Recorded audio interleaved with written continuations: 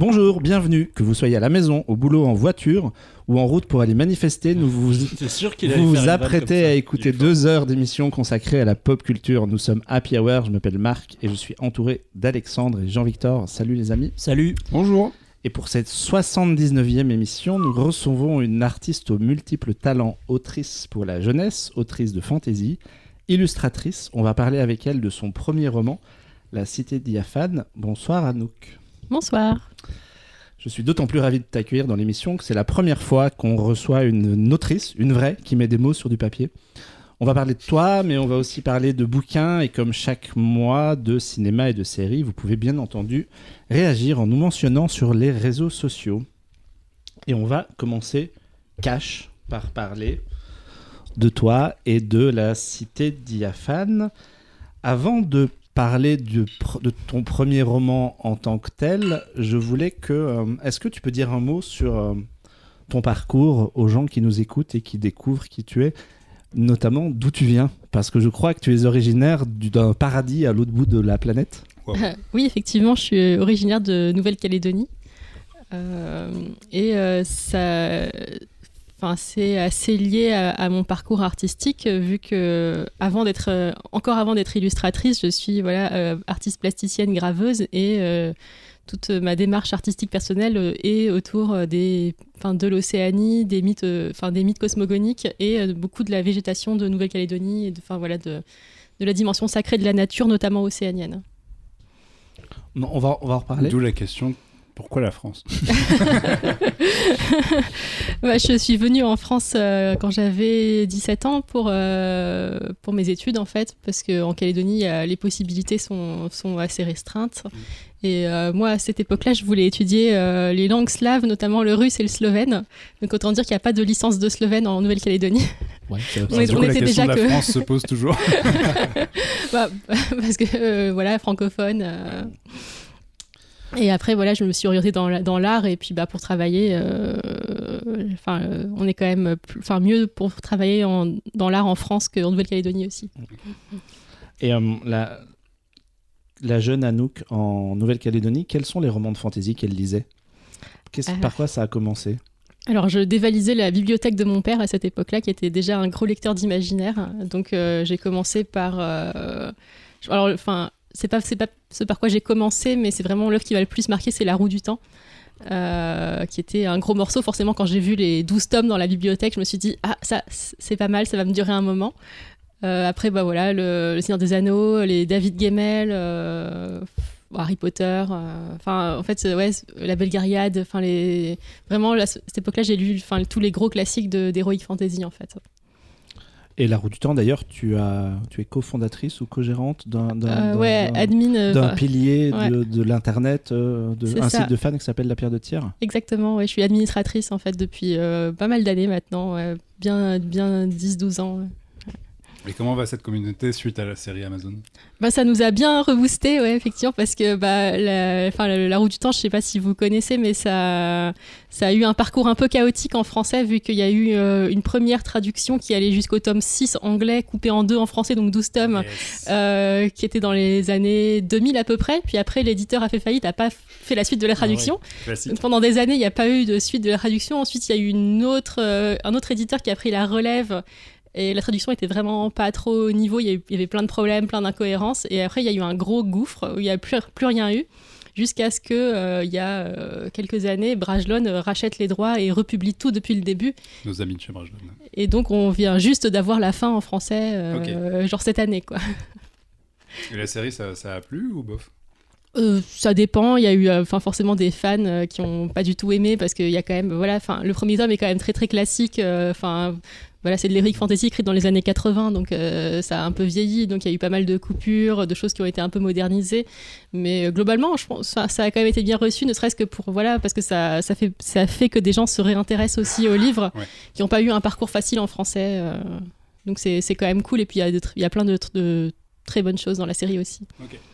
Moi, je l'ai vu la série et je trouvais que ça ressemblait quand même à du sous-Seigneur des Anneaux. Alors peut-être que le bouquin, mais le problème, c'est peut-être pour rejoindre ce que tu disais, c'est que moi j'ai un peu ce sentiment que dans les années 80, tout le monde a écrit du sous-Tolkien à un moment donné, avec un peu le côté, c'est un groupe de gens, une quête, un grand méchant. Et C'est ça. j'ai eu un peu mais c'est pas spécifique à la série, hein, il y a plein de... En fait, c'est exactement ça. En fait, la Roue du Temps, pardon, le premier tome, c'est le Seigneur des Anneaux, genre de A à Z, c'est vraiment la narration du Seigneur des Anneaux. Et à partir du tome 2, ça n'a plus rien à voir. Et ça devient vraiment une fresque complètement différente, épique, avec vraiment son univers, des intrigues politiques vraiment développées. Et la saison 1 de la série, c'est en fait le premier tome. Donc ils ont essayé de gommer un peu le côté Seigneur des Anneaux redite en rajoutant des éléments des tomes suivants, mais malgré tout, on peut pas non plus changer fondamentalement ce que c'est. Surtout que vu la série qu'ils ont fait peu de temps après, forcément la comparaison se Ouais. faisait toute seule, quoi. Mais du coup, c'est plutôt encourageant pour les gens comme moi qui n'ont vu que la première... qui ont Ça- Et du coup, la nouvelle, savoir si que... est-ce qu'à l'époque où tu lisais justement ça, tu écrivais un peu dans ton coin? Oui, à cette époque-là, j'écrivais à la main dans des cahiers, et donc je remplissais des dizaines de cahiers dans mon coin, et je faisais du jeu de rôle textuel aussi sur forum. Et tout ça nous amène naturellement donc à la cité d'Iafan. Est-ce que tu peux nous pitcher un peu l'histoire ? Oui, après je vais vraiment pitcher le tout début, Ouais, parce qu'il y a pas mal de il y a pas mal de retournements. trucs on va essayer de pas spoiler. C'est ça. Et donc ça s'ouvre sur l'archiviste, donc l'archiviste du Royaume des Marches qui arrive à Roche-Étoile, qui est une cité qui, 7 ans auparavant, a été victime d'un drame, une malédiction qui a empoisonné toutes les sources, le lac sur lequel se trouve la cité. Et donc la cité est complètement morte et est réputée ne plus abriter âmes qui vivent. Et donc l'archiviste des Marches est envoyé pour finalement rassembler les dernières archives et d'une certaine façon enquêter sur ce qui s'est passé dans cette cité et mettre un point final à l'histoire de Roche-Étoile pour les archives du royaume voisin. Sauf qu'en fait, quand il arrive, c'est pas vide. Il y a quelques personnages qui subsistent encore, mais tout le monde est plus ou moins plongé dans une espèce de folie, de non-dit. En fait, on ne sait pas si les personnages sont mal intentionnés ou complètement fous. Et donc, il se retrouve, alors qu'il espérait enquêter sur des cadavres et des archives qui sont quand même globalement coopérantes, il se retrouve avec des personnages humains pas du tout coopérants. Et on n'en dira pas plus parce qu'effectivement, pour rebondir sur ce qu'on disait avant, où justement plein d'auteurs, quand leur premier bouquin, on peut tendance à écrire du sous-Seigneur des Anneaux avec des quêtes. Là, tu prends le contre-pied total, je trouve, moi, en termes de récit. Et c'est ça qui rend le bouquin super intéressant, c'est que toute la première partie, c'est un vrai huis clos entre une poignée de 3-4 personnages dans, certes, une cité gigantesque, mais en même temps, ça pourrait quasiment être une pièce de théâtre dans la manière dont c'est écrit. Et bon, après, l'histoire évolue un tout petit peu plus, mais il y a vraiment un côté, en tout cas moi c'est vraiment ce qui m'a frappé dans le récit, c'est la construction et le côté très novateur. À la fois, j'ai eu l'impression que tu voulais bousculer les lignes en matière de structure, et à la fois le style est vachement à l'ancienne. Est-ce que je me trompe en disant ça ? Alors non, c'est assez vrai, mais je peux le dire a posteriori parce que j'avais vraiment pas spécialement d'intention quand je l'ai écrit. Entre guillemets, je voulais pas remettre en question des structures et j'ai pas vraiment réfléchi à la structure. Vu que je l'ai écrit de façon extrêmement spontanée, c'est-à-dire que j'ai commencé en ayant une vague ambiance de cité morte. Et c'est à peu près tout. Je savais pas du tout qui étaient les personnages, qui faisaient, ce qui s'était passé. Donc ça a été vraiment de l'impro totale. Et la structure, finalement, découle de ça. C'est-à-dire qu'il y a des éléments que j'ai découverts en cours de route. Et du coup, j'ai été finalement la première surprise des différents retournements de situation. Et après, il y a eu un gros travail, évidemment, de correction et de réharmonisation de l'ensemble. Et par contre, oui, le style, moi, j'aime vraiment beaucoup les styles... un peu classique, poétique. Donc ça, c'était vraiment juste ce qui me plaisait d'écrire, en fait. Il y a des plumes, justement, dans ce style-là qui te viennent en tête dans les influences sur l'écriture, où tu te dis, forcément, j'ai lu cet auteur-là ou cette autrice-là beaucoup plus que les autres, et où tu te dis qu'instinctivement, ça a un peu infusé dans ton écriture. Alors là, comme ça, c'est compliqué. C'est Parce toujours que la question, tu réfléchis. Ouais, quand c'est ça. fini En que fait, tu réponds. dans 3 heures, quand je prendrai le Mais métro, bien je me sûr. dirais, mais pourquoi j'ai pas parlé de cette personne? C'était évident. Parce qu'il y a beaucoup de plumes que je lis maintenant où je retrouve ce côté poétique très évocateur, mais c'est pas des choses qui m'ont inspiré quand j'étais plus jeune. Mais spontanément, je pense à Sophia Samatar, qui a écrit Un étranger en Olon, paru aux éditions Argile, qui est vraiment une plume avec une puissance évocatrice incroyable. Après, je pense que c'est plutôt des choses de littérature classique. J'ai lu quand j'étais plus jeune, en littérature gothique, parce que c'est vraiment un roman gothique avec des formes du roman gothique classique aussi, La Cité diaphane. J'ai lu Le Moine de Lewis, pardon. Voilà, après, une autrice comme Angelica Gorodischer, pour le travail sur la narration, sur le personnage de narrateur aussi. Est-ce qu'à l'inverse, il y a des références voulues que tu as mis, des petits easter eggs ou des trucs comme ça dans ton livre? Alors, il y a une grosse référence à Dark Souls 3. Qui est un pilier de la fantasy contemporaine aussi. C'est ça, donc oui, tout à parce fait, que finalement, les inspirations, elles sont pas que littéraires, évidemment. Maintenant, forcément, il y a les séries. Et là, clairement, en fait, j'avais découvert les jeux Dark Souls pas très longtemps avant de l'écrire. Et vraiment, j'ai été complètement fascinée par l'atmosphère de Dark Souls 3 et la façon dont, finalement, c'était narré. Parce que, en fait, on sait rien du tout, quoi. Tout est oui, c'est hyper fragmenté. Oui, c'est ça. Tu vas lire une description d'un bouclier, tu vas avoir un bout d'histoire, un lien avec un truc que tu vas croiser 3 heures plus tard et tout. Ouais. Exactement, ouais. En fait, et même tu peux très bien jouer au jeu sans avoir aucune idée de ce qui se passe. En plus, tu ne joues pas, si je dis pas. Et en plus, je ne joue pas. Tu dépends de la personne qui joue pour C'est savoir. ça, et des walkthroughs sur YouTube, mais heureusement, il y en a beaucoup. Et oui, parce que moi, comme je disais avant, j'ai vraiment une capacité motrice assez lamentable quand on sort du dessin. Donc, tous les jeux où il faut utiliser plus de 2 touches, c'est vraiment pas possible. Et du coup, là, Dark Souls, même pour les bons joueurs, c'est déjà un jeu assez punitif. Donc, c'était vraiment pas du tout mon niveau, mais j'ai vraiment été fascinée par l'ambiance, par les musiques, par la façon. Même juste les voice actors en fait, des personnages, quoi. Tout est vraiment incroyable. Et le motion design aussi, qui est vraiment fascinant. Et du coup, tu connais tout le jeu. Presque, ouais, je pense que j'ai regardé tout le jeu et puis les vidéos du style le lore de Dark Souls 3 et tout ça, quoi. Ouais, c'est marrant. Après, le jeu vidéo moderne, les histoires sont tellement cool que je trouve pas ça déconnant de s'asseoir à côté d'un joueur et de le regarder évoluer dans justement, son monde. c'est là où c'est drôle avec un truc comme Dark Souls, c'est autant des jeux comme Uncharted où des trucs qui sont très scriptés, très cinématographiques entre guillemets. Ça suit tout seul, autant les Dark Souls, les From Software et Elden Ring récemment. C'est des jeux où effectivement la narration elle est complètement dilapidée dans le truc, c'est vraiment par bribes, à droite à gauche, donc en regardant comme ça, tu me corriges si je me trompe, mais c'est vrai qu'il y a un truc de... d'abord tu vois quelqu'un qui va s'affronter contre des monstres énormes et tu vas capter des bribes par-ci par-là, quoi. Ouais, mais... T'as pas ce côté spectateur aussi simple que devant un film ou devant un truc qui est cinématographique. Mais j'aime bien regarder aussi les Witcher et tout ça, hein, mais justement, en fait, moi, quand je joue à des jeux vidéo, c'est des trucs genre Might and Magic 7 ou Heroes 3, donc vraiment des vieux jeux où, pour le coup, l'histoire est assez faible, et je pense que c'est justement le fait qu'il y ait très peu d'éléments qui fait que je projette mon imagination. Et dans Dark Souls 3, après, je parle surtout du 3, mais le 1 est très, très chouette aussi, mais c'est vraiment surtout le 3 qui m'a marqué. Il y a vraiment ce côté où tu te balades dans des décors qui sont fabuleux, t'as juste des éléments, des choses bizarres qui se passent, et ça suffit à provoquer des spéculations en scène, en fait, et du coup, c'est vraiment ça qui est génial.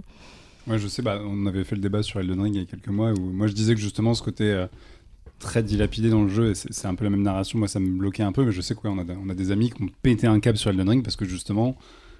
Ils disaient qu'ils s'étaient jamais autant impliqués dans un jeu parce que y avait justement ce côté on te file une coquille vide et tu te démerdes avec. Et je sais que Dark Souls il y a ça aussi, quoi, donc quelque part ça marche très bien. Oui, et d'ailleurs Elden Ring est vraiment, vraiment chouette aussi au niveau de la mythologie, qu'on entrevoit et tout, j'ai vraiment beaucoup, beaucoup aimé aussi, ouais. Non, justement on parle de lore, moi c'est toujours la question que je me pose pour les auteurs qui créent des univers comme ça, qui d'un seul coup se disent je me lance dans mon récit de fantasy. Est-ce qu'il y a un moment où tu établis une Bible, où tu te dis il faut que j'établisse des règles dans cet univers parce que, mine de rien, tu fais un bond, tu ouvres la boîte de Pandore et d'un seul coup, tu offres à tes lecteurs un nouvel imaginaire. Comment ça marche? Est-ce que c'est au fil de l'écriture, ça t'est venu toute seule, ou est-ce qu'il y a un moment où tu t'es dit, bon, attends, il faut que j'écrive, le monde il s'appelle comme ça, la carte c'est ça Là, en l'occurrence, peut-être qu'il y a d'autres textes sur lesquels que j'écris où je pourrais avoir un peu plus besoin de structurer. Mais là, il y a vraiment, comme disait Marc, un côté huis clos où on est finalement très, très renfermé sur une ville qui est complètement déserte, donc dont l'histoire est déjà effacée sur un tout petit groupe de personnages. Donc ça reste quand même un peu un côté scène de théâtre, mine de rien, même si... par les descriptions, l'évocation, je laisse sous-entendre qu'il y a des choses plus larges autour. Mais là, ce récit-là, je suis vraiment allée complètement freestyle et globalement, de toute façon, quand j'écris, je suis assez chaotique dans mon écriture, c'est-à-dire que mes principaux éléments de construction, c'est que j'ai des dizaines de fichiers .txt avec 3 phrases écrites dedans en mode à ce moment-là, il va dire ça, ou en fait, il se passe ça parce que ça, mais c'est à peu près tout. Et du coup, là, pour écrire celui-là, tu savais où tu allais? Tu savais comment ça allait se terminer? Ou en gros, le roman, c'est un peu écrit de lui-même? Ah non, j'avais vraiment aucune idée d'où j'allais. Comme je disais, j'avais vraiment juste une vague atmosphère et puis je savais même pas qui était le narrateur, ce qu'il foutait là. Enfin, c'était vraiment... j'ai vraiment été surprise jusqu'à la fin. Ça a commencé par « c'est l'histoire d'un gars ». C'est ça. Et bam. Mais de façon poétique. Et pour rebondir un peu sur ce que disait Alexandre, c'est quoi le point de départ? Comment est né le roman? J'ai lu, parce que c'est un podcast préparé, que ça a commencé dans une maison isolée en Auvergne. Exactement, oui. En fait, j'étais en résidence artistique de gravure en Auvergne, à Ambert, dans le Puy-de-Dôme, et donc je logeais dans un petit chalet, avec les bois, les champs, la rivière autour, donc c'était vraiment isolé, et du coup j'ai commencé, et j'y étais en hiver, novembre-décembre, et donc c'est à ce moment-là que j'ai commencé à écrire, et donc effectivement l'atmosphère du Puy-de-Dôme et de l'Auvergne a pas mal joué. Et notamment, avec mon compagnon, on faisait des balades dans les alentours et dans les montagnes et ces atmosphères de forêt, de montagne, givrées en Auvergne, le côté très, très silencieux avec... on s'est retrouvés sur des routes verglacées complètement paumées de nuit, avec des biches et des daims qui passaient. Donc voilà, tout ça est un peu ressorti à ce moment-là. Idyllique. Ouais, c'était vraiment beau, ouais. Tu me donneras l'adresse, ça a l'air super. J'ai envie d'y aller. Et du coup, comment s'est passé le cheminement justement jusqu'à la publication? T'as vu une maison d'édition déjà ou pas? Non. T'as commencé à écrire et puis t'as envoyé ton manuscrit à plein de gens? Alors j'ai commencé à... En fait, est-ce que je fais... je vais faire tout l'historique, mais j'avais déjà écrit un premier roman que j'avais envoyé à des éditeurs et j'avais eu des premiers contacts assez positifs, mais qui n'ont finalement pas abouti. Et du coup, après, voilà, je mets quand même pas mal de temps à écrire, donc il s'était passé pas mal de temps. Ce roman, j'étais plus trop en phase avec, du coup, je me suis dit, je vais le laisser de côté, en écrire un deuxième et retenter d'envoyer des maisons d'édition avec ce deuxième, qui est donc La Cité Diaphane. Et du coup, dès le début, c'était le projet d'écrire un roman, tu sais, c'est pas juste tu disais je pars et je m'arrête, après ça s'arrêtera. Bon, je savais que ça allait être assez long, ouais. Okay. En fait, non, je dis ça, c'est une bêtise, parce qu'en fait, au début, c'était une novella, donc un format entre la nouvelle et le roman, et j'avais prévu d'écrire une novella, puis après j'ai eu une deuxième novella, et en fait, après, je me suis dit que ce serait plus simple d'en faire un roman, parce que voilà, c'est quand même un format qui est plus facile à publier. À cette époque-là, il n'y avait pas encore énormément de novellas, même si c'est un format qui revient pas mal sur le devant de la scène maintenant en édition.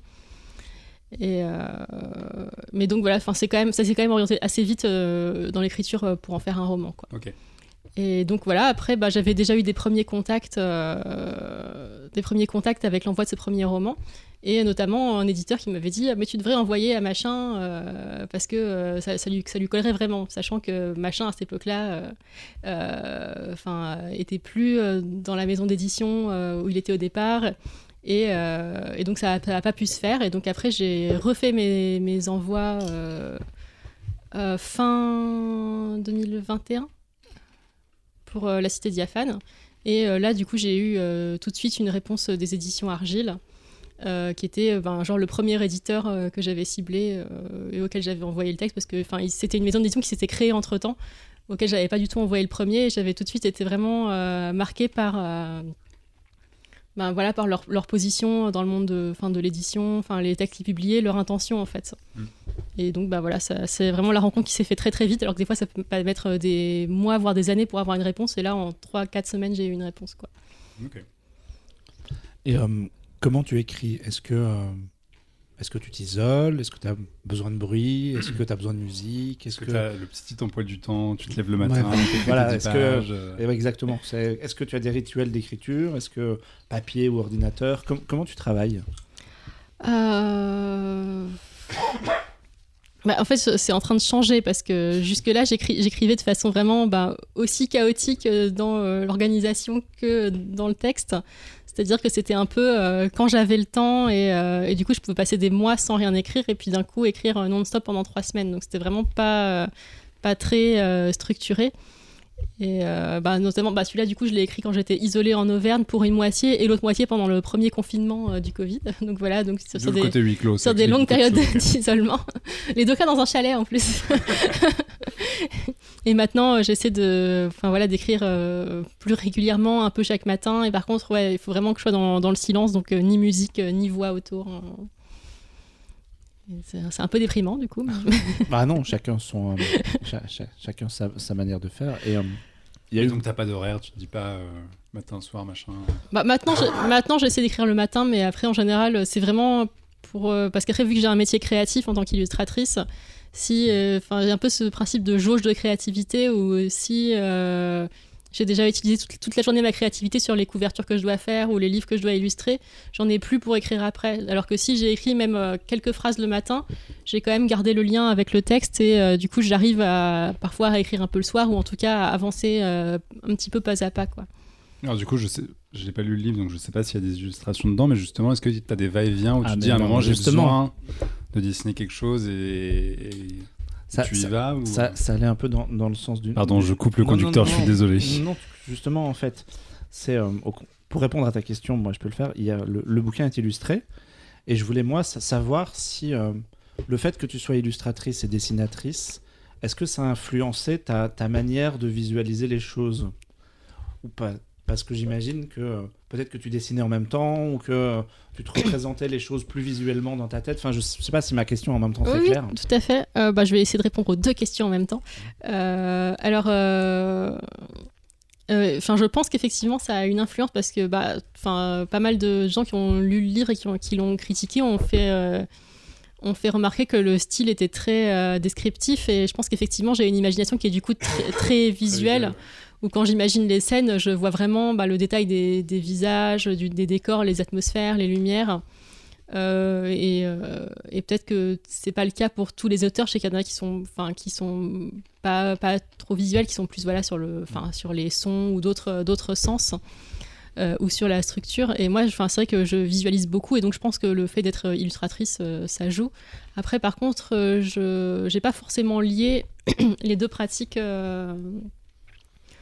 pendant la création, c'est-à-dire que les illustrations qui sont dans le livre, je les ai fait vraiment bien après avoir écrit le livre et je ressens pas forcément le besoin de dessiner ce que j'écris. Pour moi, c'est vraiment 2 choses séparées et c'est plutôt que des fois j'ai vraiment besoin de faire l'un et des fois j'ai vraiment besoin de faire l'autre et c'est plutôt, on va dire, peut-être quand on est aussi illustratrice professionnelle, il peut y avoir parfois des petites saturations dans le dessin. Ouais. Et l'écriture, c'est ma soupape pour faire quelque chose de créatif où je suis complètement libre, où j'ai pas de contraintes de boulot aussi, quoi.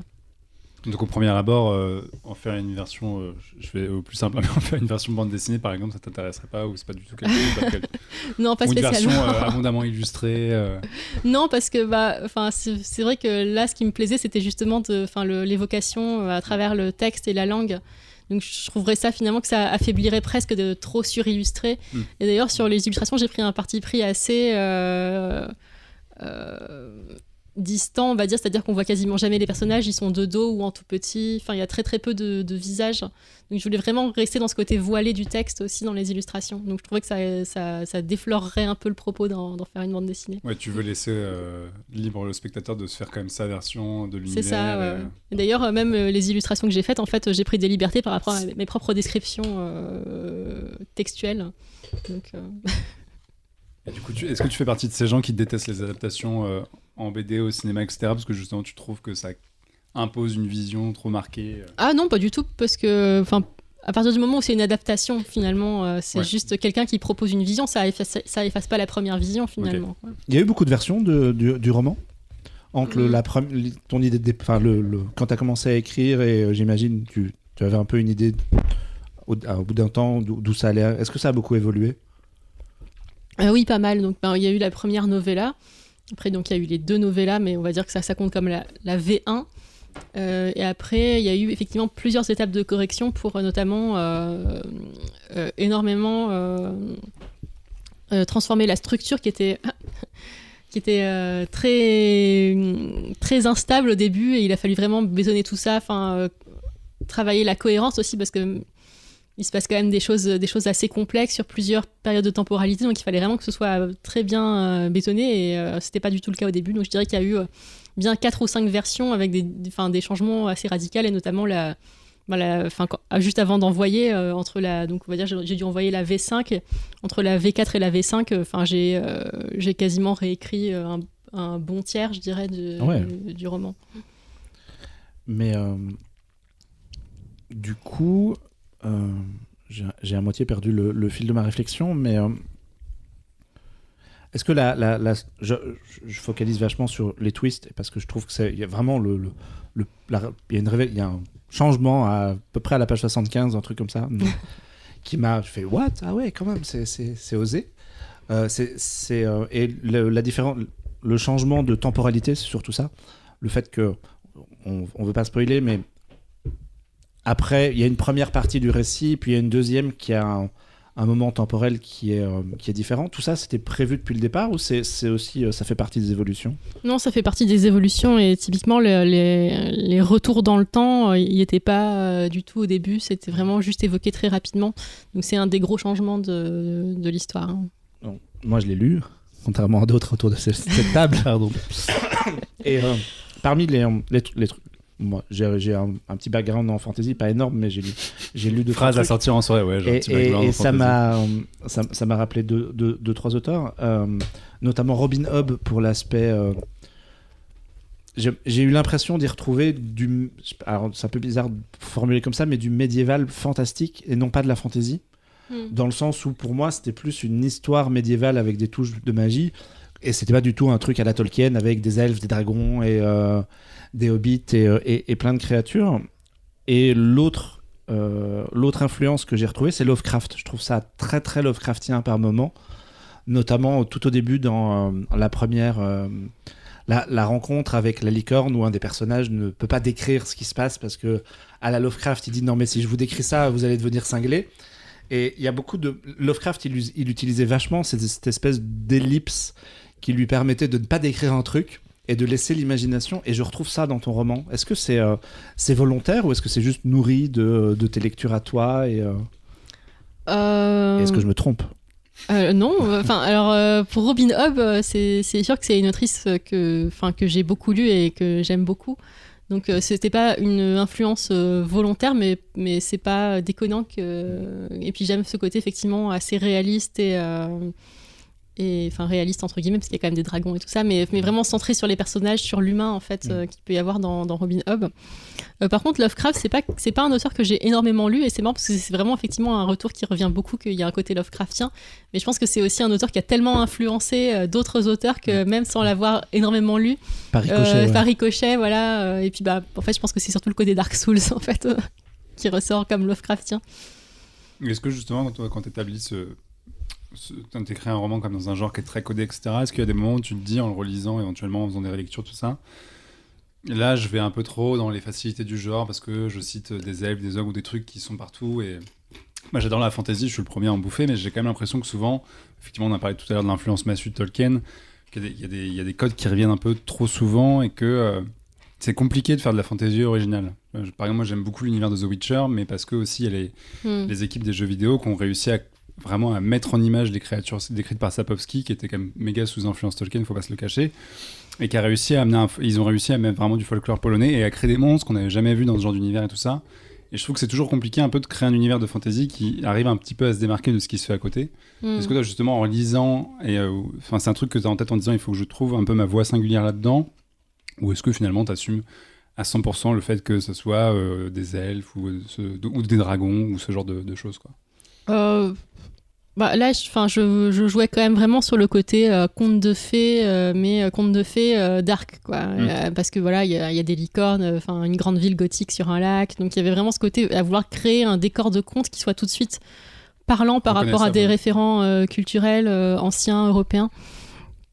Après, je me suis pas vraiment préoccupée des influences. Je pense pas avoir fait quelque chose qui soit hyper classique, mais je trouve pas non plus que la fantasy soit forcément si classique que ça, surtout depuis on va dire 10-15 ans. Il y a énormément de nouveaux auteurs qui proposent des choses extrêmement différentes en fantasy, et moi je lis vraiment beaucoup de fantasy contemporaine. Avec Après oui, moi je me réfère vraiment au truc très mainstream parce que j'en lis assez peu parce que aussi, c'est ce que j'ai lu quand j'étais ado, mais depuis il y a vraiment des choses très très différentes qui se font en imaginaire, surtout des auteurs et autrices de backgrounds très divers, avec des cultures, des référents culturels très variés qu'il n'y avait pas avant et qui vont apporter des choses vraiment novatrices en fantasy. Donc je pense que je me mets un peu plus dans cette lignée-là, tout en n'étant pas gênée par le fait d'avoir aussi des références plus classiques, quoi. Ouais, donc c'est conscient de ta part et tu as dosé à la louche. Avoir une dose de choses vers lesquelles on peut tout de suite s'identifier et qui sont des référents très, très communs, tout en laissant aussi des zones d'ombre et des choses sur lesquelles les gens peuvent laisser leur imaginaire vagabonder. J'y ai pas vraiment réfléchi, mais je pense que c'était un peu ma volonté, effectivement, parce que un des thèmes qui m'intéresse à la fois en tant qu'artiste et en tant qu'autrice, c'est la notion de sacré. Et finalement, le principe du sacré, c'est de faire référence à des mythes, à des choses qui sont ancrées profondément en chacun, depuis des millénaires. Donc ça passe par utiliser des figures, des personnages qui sont des archétypes, des allégories finalement. Après, je pense qu'en termes de structure et puis de ce que j'ai voulu raconter avec ça, c'est plutôt là que se situe l'originalité, en fait. C'est un univers qui est fermé, donc il y a une fin et voilà, mais ça peut prêter à plus de bouquins. Absolument. Ça peut prêter à plus d'histoires sur le sujet. Est-ce que c'est une envie? Est-ce que tu as envie de continuer à raconter des choses, à partir dans d'autres directions, d'écrire d'autres romans qui n'ont pas de rapport Qu'est-ce qui se passe? Alors oui, en fait, je me suis pris, on va dire, au jeu de cet univers, et j'ai effectivement au moins un autre roman que je voudrais écrire dans cet univers. Après, ce ne sera pas tout de suite parce que j'ai envie d'écrire d'abord des choses différentes et explorer d'autres registres, mais clairement... C'est un univers qui m'a bien parlé, bien inspiré, donc il y aura vraisemblablement d'autres histoires. Ouais. Et j'ai aussi lu que tu écrivais ou réfléchissais à une histoire de space opéra. Ouais, c'est ce que je suis en train d'écrire en ce moment. Ouais. C'est du space opéra bizarre là encore, donc on va dire plutôt ce qu'on appelle du planète opéra, c'est-à-dire il n'y a pas vraiment de vaisseaux spatiaux ni de voyage dans l'espace. On est vraiment à l'échelle d'un monde. Et ce qu'on peut appeler aussi la science-fiction ethnologique, c'est-à-dire comment finalement ce monde a créé des cultures et impacté les sociétés qui y vivent. Ah, super intéressant. C'est ton premier roman, mais c'est pas ton premier bouquin. Oui. Est-ce que tu peux nous parler un peu des autres avant? Alors, déjà, j'ai fait pas mal de couvertures ou d'illustrations pour des livres. Donc j'ai fait des couvertures pour les éditions La Volte, Albin Michel, Folio SF. J'ai fait aussi des livres illustrés avec les éditions Calidor, donc ça c'est la partie illustratrice. Et sinon, en tant que livre à moi, j'ai commencé par sortir 2 livres d'art autour de l'Océanie. Donc un qui s'appelle Ta'aroa, qui est le mythe de la création du monde tahitien, donc par le dieu Ta'aroa qui va créer le monde à partir de son propre corps. Et donc c'est un livre d'art et de poésie qui est en fait un livre accordéon, donc qui se déploie comme une grande fresque, et on a toutes les étapes de la métamorphose du dieu qui devient le monde. Et de l'autre côté, il y a le texte en français et en tahitien, qui est donc une œuvre poétique de forme assez brève. Et ensuite, j'ai sorti aussi un album jeunesse qui s'appelle Les éléphants sans pattes, histoire de passer Que j'ai lu. de la dark fantasy au tout choupi.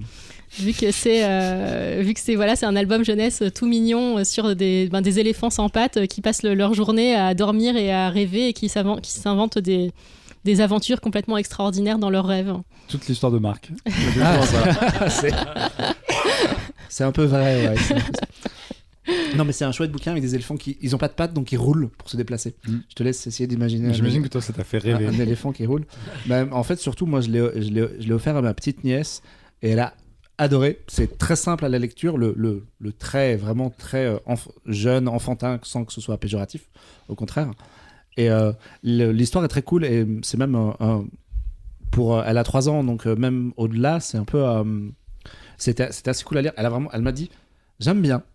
Et j'ai essayé de soutirer des trucs et tu vois, je pense que c'était Un bon choix. un bon choix. Ouais, voilà. Ça a passé elle a eu une bonne note. Je le note.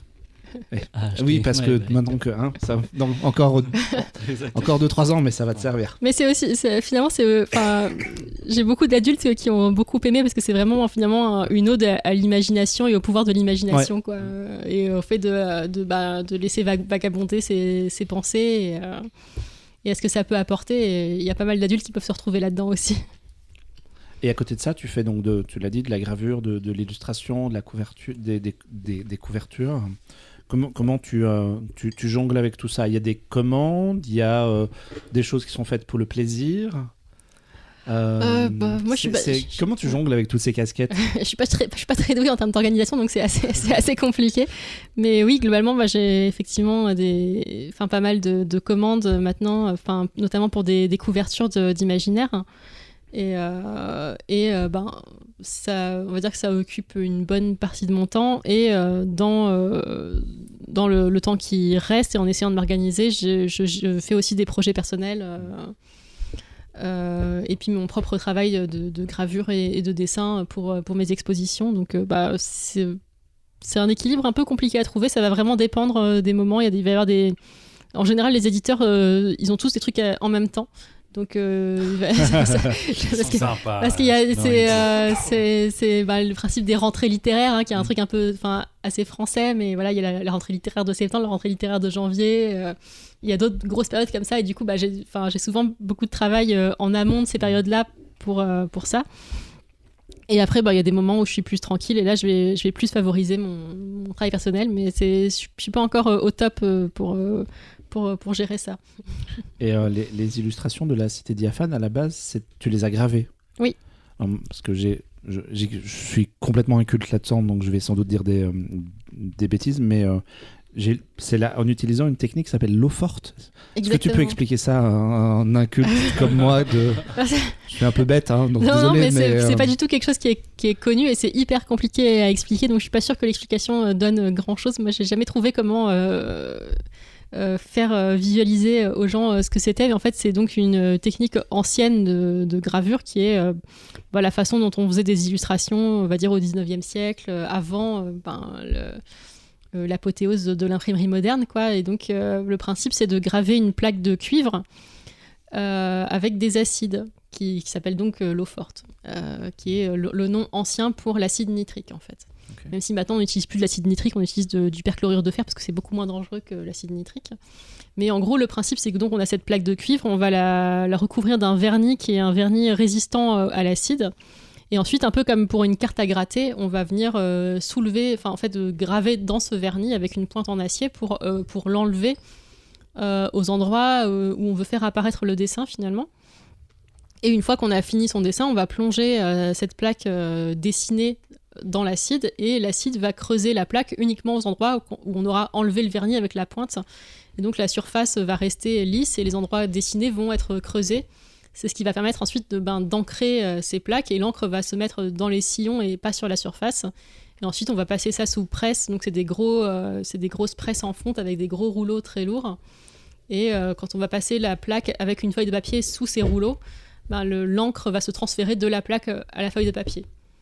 Et ça permet du coup d'avoir des multiples d'art qui vont être assez limités. On va dire que le maximum qu'on peut tirer avec une plaque gravée en eau-forte, c'est autour de 200 impressions. Ok, oui, parce qu'après, Après, le cuivre elle devient s'use. inutilisable. Ouais. Et donc, ça s'émousse. En fait, le sillon devient de moins en moins profond et on perd en intensité. Bah, écoute, c'est très clair. Je pense avoir compris. Je pense visualiser ce que c'est. Cool. Alors du coup, ça a l'air assez lourd en termes de matériel et de logistique. J'imagine que tu as découvert ça en faisant des formations dans ce monde-là. Ouais. Et comment ça marche? Est-ce que tu fais des dessins préparatoires ou est-ce que tu te jettes sur ta gravure Ça dépend. Bah là, vu que c'est quand même... pour la Cité diaphane, c'est beaucoup de perspectives avec des décors gothiques. Donc ça demandait quand même une certaine préparation. Donc j'ai fait des croquis préalables. Après, dans ma pratique personnelle plus abstraite, ça m'arrive de me lancer directement sur la plaque sans aucune préparation. Et effectivement, j'ai appris la gravure à l'eau forte aux ateliers Moret, qui est un haut lieu de la gravure à Paris, qui est en fait c'est des imprimeurs qui sont spécialisés dans l'impression en fait des gravures. Vu que, là, j'ai dit en gros, l'encre on se met dans les sillons et pas sur la surface et après on imprime, mais c'est pas si simple que ça. En fait, il y a toute une expertise de l'imprimeur aussi en tant qu'artisan pour sortir la plaque comme il faut. Et c'est pas du tout si simple. Parce que j'imagine que quand il y a un raté, il faut tout recommencer. Oui, en plus, de toute façon, en fait, il faut réancrer. Et en fait, il y a notamment des étapes d'essuyage pour que la surface redevienne blanche, qui sont assez longues. Donc, en fait, il faut le refaire toutes les étapes à chaque tirage, quoi. Donc, c'est pas du tout extrêmement performant. fastidieux. C'est vraiment un savoir-faire technique. Et puis, l'imprimeur, donc on appelle ça un taille-doucier, un imprimeur en gravure, apporte vraiment sa connaissance du matériau, des encres aussi pour des fois ça reste quand même des techniques assez empiriques. L'acide, des fois un jour il va mordre un peu fort, un jour il va mordre un peu faible, du coup la gravure elle va être trop claire ou trop foncée, ou ça va faire exactement ce qu'on voulait, et l'imprimeur va pouvoir, on lui dit mais ça je voudrais que ce soit un peu plus noir, et il va savoir comment faire pour que telle partie soit plus noire et celle la plus claire. Il va aussi rattraper un peu le boulot des fois. Et du coup, c'est en termes de format, une plaque de base sur laquelle toi tu graves, ça représente quelle taille? Ça dépend, je fais des fois des très grandes plaques. Alors là, pour la Cité diaphane, c'est des plaques qui doivent faire 15 par 25 cm à peu près. C'est réduit dans le format du livre. Okay. Et sinon, et du coup, ça pesait, 9 plaques du coup de ce format-là, ça pesait déjà un bon poids, vu que c'est quand même du métal. C'est des plaques qui font 1 mm d'épaisseur, mais malgré tout, c'est quand même assez lourd. Ouais, c'est difficile, ouais. Et ça demande quand même, parce que moi j'en ai vu une de plaque, on s'était croisé à une dédicace à la librairie Fantastique, et j'en ai vu une, et c'est effectivement pas très grand. Or, quand tu regardes les illustrations de la Cité diaphane, tu vois qu'il y a quand même plein de petits détails, et que ça demande une minutie assez... ça demande une patience de dingue en fait pour Parce que c'est combien de temps typiquement pour une des illustrations du bouquin? Alors là, en moyenne, on va dire en moyenne. Ça va pas être représentatif parce que je les ai fait super vite, parce qu'il fallait absolument envoyer le bouquin à l'imprimeur pour début novembre, et j'avais que le temps en octobre. Du coup, j'ai fait toutes les gravures en un mois, et du coup, je les ai fait chacune en 3-4 jours. Okay. Mais sachant que c'était vraiment un speedrun, pour reprendre un vocabulaire darksoulien, où j'étais quasiment non-stop dessus, et c'était vraiment hyper intense. Mais sinon, normalement, j'aurais dû mettre une semaine pour les faire tranquillement, quoi. Pour les faire une à une? Ouais. Ok. Une semaine pour chaque, ouais. Et donc tout ça est dans la Cité diaphane. Si vous avez rien d'autre à ajouter sur le bouquin... Non, moi j'avais plus des questions. Vas-y. Est-ce que tu aimerais bien essayer de... Enfin, par exemple, est-ce que le métier de réaliser une série ou un film t'intéresserait ou d'adapter, on va dire, par exemple, tes écrits toi-même? Je sais pas si j'aurais les compétences. Après, évidemment, si on me proposait, je serais vachement intéressée pour participer. Après, je pense qu'il y a vraiment des compétences techniques et de scénarisation à avoir aussi, qui sont spécifiques au médium.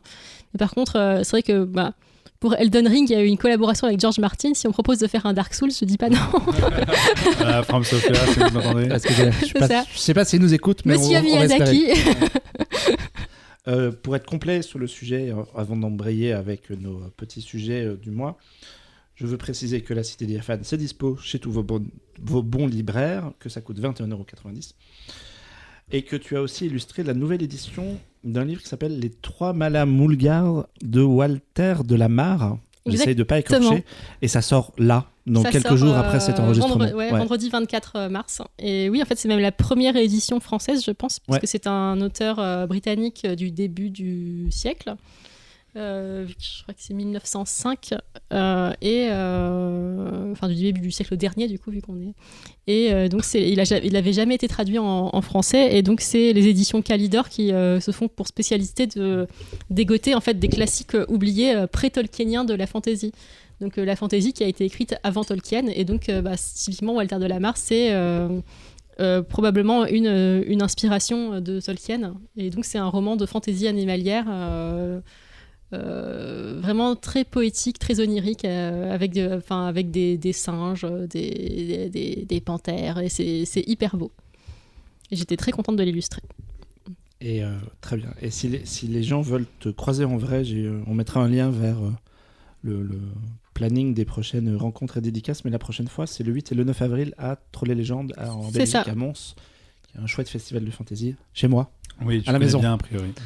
À la maison. Je vais être un peu partout, à Lyon, à Rennes. Aux Intergalactiques à Lyon, au Salon du Livre.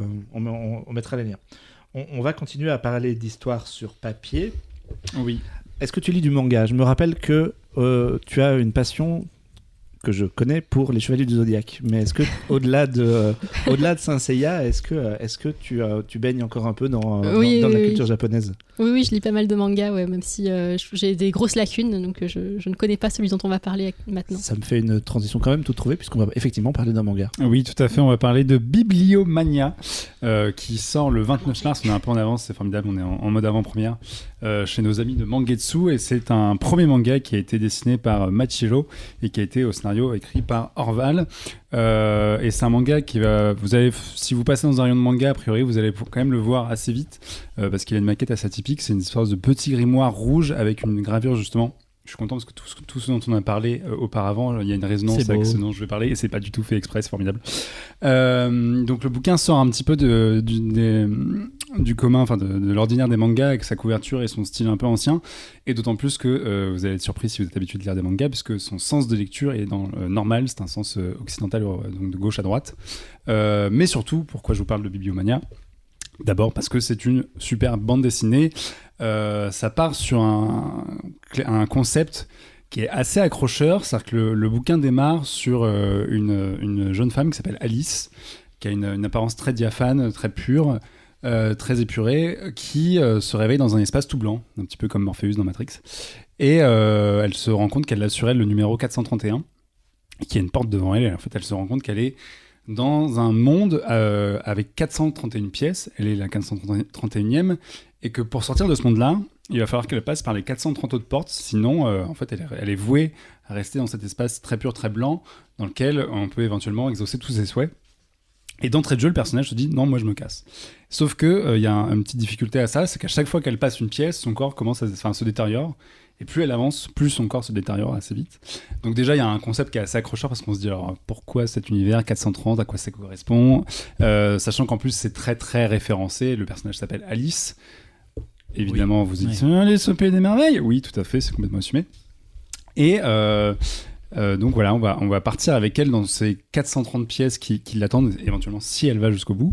Alors c'est difficile d'en parler sans trop spoiler, mais ce qui est assez dingue, c'est que c'est déjà une invitation en fait à rentrer dans un imaginaire complètement fou, mais qui est en fait pétri d'angoisse et de choses très humaines, parce que en fait les différentes pièces que Alice va traverser sont des pièces qui ont été évidemment aménagées par leurs propriétaires qui en ont pris possession, et chaque pièce en fait très vite, dès la première dans laquelle elle rentre, on va se rendre compte que chaque pièce est la manifestation de désirs profonds des psychés de leurs propriétaires. Donc ça peut être aussi bien des choses assez belles, il y a notamment un passage assez vite où elle se trouve dans un monde à l'envers qui est survolé par un propriétaire, un personnage qui est devenu une espèce de grand oiseau à 4 ailes, un truc complètement délirant, et qui en fait son rêve c'était de voler, et du coup qui vit très très bien sa nouvelle vie dans ce monde un peu étrange. Et à l'inverse, elle va rentrer dans un monde où typiquement c'est la première pièce dans laquelle elle rentre dans un espèce de purgatoire où c'est on on se rend compte qu'en fait le propriétaire de ce purgatoire est un juge qui passe son temps à décapiter à la suite toujours la même victime, pour la simple et bonne raison que dans sa vie passée, cette personne a été bullied, donc un peu maltraitée dans son école, et qu'en fait il y avait un truc, on lui mettait des bouteilles dans la tête notamment. Et donc, du coup, ce personnage-là est devenu une espèce de démon, de démiurge qui torture éternellement, qui fait subir le même supplice en boucle à la même personne. Et donc, il y a un truc qui se tisse au fur et à mesure du livre, où on se rend compte que les deux auteurs tissent une espèce de métaphore sur le pouvoir de la fiction, sur la capacité de la fiction à pouvoir y projeter tous nos démons et tout ce qu'on a en nous. Et pourquoi est-ce que ça s'appelle Bibliomania ? C'est évidemment là-dessus. Alors, je ne vais pas révéler l'issue du bouquin, le pourquoi de cet univers à 430 pièces, et ce qui suit, mais il y a un truc qui est assez génial, c'est que déjà on passe par plein de psychés, plein de traumas, plein de choses belles, et c'est toujours fait avec de grands élans lyriques et tout. En plus, je l'ai dit, c'est un premier manga, et ne serait-ce qu'en termes de maîtrise pure de la narration, du dessin, c'est absolument bluffant. Il y a des pages qui sont à tomber par terre, et il y a une évolution du style au fur et à mesure des pièces. Et parfois, ils jouent justement là-dessus, sur une pièce à l'autre, ils vont dessiner un petit peu différemment, etc. Et ça marche super bien. Mais il y a vraiment cette idée aussi de traiter de pourquoi est-ce qu'on lit des histoires, pourquoi est-ce qu'on a besoin de se projeter dans l'imaginaire, de se projeter dans la fiction, avec tout ça, avec un background qui est assez bien développé. Et il y a un truc, en fait, la référence se fera assez vite, enfin, je pense que ça va venir à beaucoup de gens qui vont la lire, mais ça rappelle vachement le travail de Hideaki Anno, le créateur de Evangelion, où finalement les auteurs questionnent un peu pourquoi est-ce qu'on se jette dans la fiction, pourquoi est-ce que l'humain a besoin de se plonger avec sa psyché dans des univers imaginaires qui sont fondés avec une espèce de discussion, de dialogue avec les auteurs qui le lisent, et pourquoi est-ce qu'on a besoin de ça en fait. Et ils ont essayé de créer un univers et de créer une structure narrative qui leur permet d'explorer un peu toutes les facettes de ça, avec une justification finale qui est assez géniale. Et en plus, on peut saluer le travail de nos amis de chez Mangetsu. Sullivan, si tu nous écoutes, on te salue bien. Parce qu'à la base, la BD, le manga dans son édition japonaise, a une couverture avec le personnage d'Alice, etc.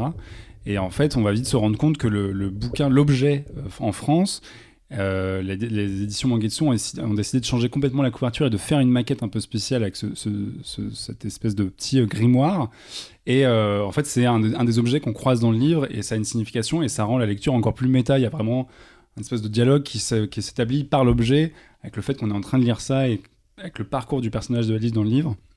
Et il faut savoir que quand ils ont proposé aux éditions japonaises et aux ayants droit japonais ce projet de maquette, les auteurs ont dit ok, mais en fait ils ont dû décaler la sortie du livre, parce que les auteurs ont dit l'idée est tellement géniale, on n'y avait même pas pensé, qu'on va nous-mêmes faire la maquette française. Donc en fait il y a une espèce de collaboration éditeur-auteur qui est absolument parfaite, et qui vraiment prend de plus en plus de sens au fur et à mesure de la lecture. Donc voilà, c'est assez époustouflant pour une première œuvre. Je sais pas du tout ce qu'ils ont dans les cartons pour la suite, ces deux auteurs-là, mais ça sort, je l'ai dit, le 29 mars, et je vous le conseille très très fortement, parce que c'est tout simplement très très bien. Voilà. Mais c'est très bien, tu le vends très très bien. Et ça se relit très très bien, parce que je l'ai lu 2 fois, et la deuxième fois, quand on sait un peu les tenants, les aboutissants, ça gagne en profondeur. Mais c'est un peu glauque, non ? Enfin, j'ai feuilleté. Et il y a 2-3 pas. Alors, il y a un truc, c'est qu'effectivement. Pour ça, je t'ai demandé si c'était Junji Ito, parce que bon, je suis pas du tout un lecteur de manga, mais alors c'est pas aussi vénère que Junji Ito, l'auteur de mais horreur. T'as quand même des trucs un peu dérangeants, un peu. Non, on parle de nos aspects les plus sombres de notre âme et tout ça. Donc c'est vrai que ça peut surprendre au premier abord, parce que autant les premières pages sont très lumineuses, etc. Autant, je l'ai dit très vite, il y a quand même elle croise des personnages et elle croise des situations qui sont très très dures, et qui sont alors tout est toujours sous couvert de l'imaginaire. Il y a un moment où typiquement elle croise un personnage de jeu vidéo qui défonce plein de gens, et en fait on se rend compte que c'est un type qui est tout seul devant son ordinateur, mais qu'il s'est projeté vraiment dans le corps de son personnage, qui ressemble vachement à Genji dans Overwatch, et c'est une référence directe d'ailleurs. Et à côté de ça, en fait, lui il s'imagine que quand il a vaincu les méchants, il y a un tas de nanas en bikini qui viennent se jeter sur lui, enfin bref. Mais il y a toujours ce truc de l'imaginaire n'est jamais vain, n'est jamais juste pour le principe, il renvoie toujours à des traumas, à des choses. Donc en fait la lecture est assez lourde, sous couvert de son concept assez accrocheur. Plus on avance, plus son corps se détériore. Il y a quand même cet aspect-là qui devient très graphique au bout d'un moment. Donc ouais, c'est pas une lecture, vous ne la mettez pas entre les mains d'enfants, hein, typiquement. Ne faites pas ça, et à un moment ils vont peut-être vous poser des questions étranges. C'est BD, ils sont noir et blanc, c'est bon. Donc non, c'est pas aussi dérangeant de Junji Ito et ça, mais en fait ça vient taper dans des trucs dans vos têtes, et visuellement, par moments, ça peut être assez spectaculaire de façon ténébreuse. Voilà. Très bien. Alors j'ai une question purement technique, mais effectivement, il est en sens de lecture occidentale. Et c'est déjà le cas dans la version japonaise où il a été mis. Effectivement, tu fais bien de le signaler parce que je ne l'ai pas précisé. C'est effectivement le cas déjà dans la version originale. C'est un désir totalement voulu des auteurs qui voulaient justement, a priori, ils se sont dit il faut qu'on tape dans le sens de lecture le plus commun dans le monde. Et par rapport aux mythes qu'ils convoquent et à leurs influences, pour eux, ça faisait sens. Donc ils ont été à l'encontre de leur culture locale, mais effectivement, ils ont fait dès le début de gauche à droite. Ok, c'est intéressant. Voilà. En tout cas, tu le vends bien. On va rester dans le joyeux, enfin dans le glauque, je sais pas. Yes. Puisque... en tout cas, on va continuer à parler de bouquins. C'est définitivement un podcast orienté littérature ce mois-ci. D'ailleurs, je tiens à préciser que tu fais un très bon Augustin Trapenard. Bienvenue sur BookTok. Toi, Anouk, quand je t'ai demandé avec un sujet, tu m'as dit que tu voulais parler d'un roman qui s'appelle Calepin impérial, un roman fantastique argentin, dont qui date des années 80 et dont c'est la première édition en France qui vient de sortir, qui est sortie récemment. Oui, ça fait quelques années maintenant, je ne me rappelle plus. 2017, 2018, je crois. C'est ça. Il y a 2 ans qu'on sautait entre temps, c'est pas grave. C'est ça. Mais donc c'est. De quoi ça parle, vas-y. Donc Angelica Gorodischer, c'est le nom de l'autrice, qui est une autrice argentine qui est vraiment une autrice majeure de la littérature argentine, qui est très connue en Argentine, qui est vraiment presque au niveau de Borges, et qui n'avait jamais été traduite en français. Et qui elle avait été traduite en anglais par Ursula Le Guin, qui adorait son travail, et donc c'est une autrice de science-fiction argentine avec on va dire qui tend vers le réalisme magique, qui est un courant d'imaginaire très présent en Amérique du Sud. Et donc Calepin impérial, c'est son œuvre la plus connue et qui était aussi la première traduite en français, donc très récemment par les éditions La Volte, qu'on connaît surtout parce que c'est la maison d'édition de Alain Damasio et La Horde du Contrevent, qui est un best-seller en France et une œuvre majeure de l'imaginaire contemporain. Mais ils font aussi un travail très intéressant de redécouverte d'autrices qui sont finalement passées un peu à l'as de l'histoire, en tout cas en France. Ils ont notamment publié toute l'œuvre science-fiction de Doris Lessing, la prix Nobel de littérature, qui n'était pas du tout connue en France. Et donc Angelica Gorodischer, ils en ont déjà publié 2. Donc Calepin impérial et Trafalgar, qui sont 2 recueils de nouvelles, et il y a normalement un 3e qui devrait sortir, qui s'appelle Les Prodiges, qui va sortir dans les années qui viennent normalement. Et donc voilà, Angelica Gorodischer, science-fiction, et Calepin impérial, typiquement, c'est un ouvrage qui est sorti juste après la fin de la dictature en Argentine, donc en 1983, si je ne me trompe pas. Et c'est en fait un recueil de nouvelles. C'est à la fois un roman et un recueil de nouvelles, c'est-à-dire que ça va être finalement des histoires fragmentaires, mais qui tissent une histoire dans son ensemble, qui est l'histoire du plus grand empire que le monde ait jamais porté. C'est comme ça qu'il est présenté, mais on n'a jamais de nom de l'empire, et en fait il y a très peu de noms.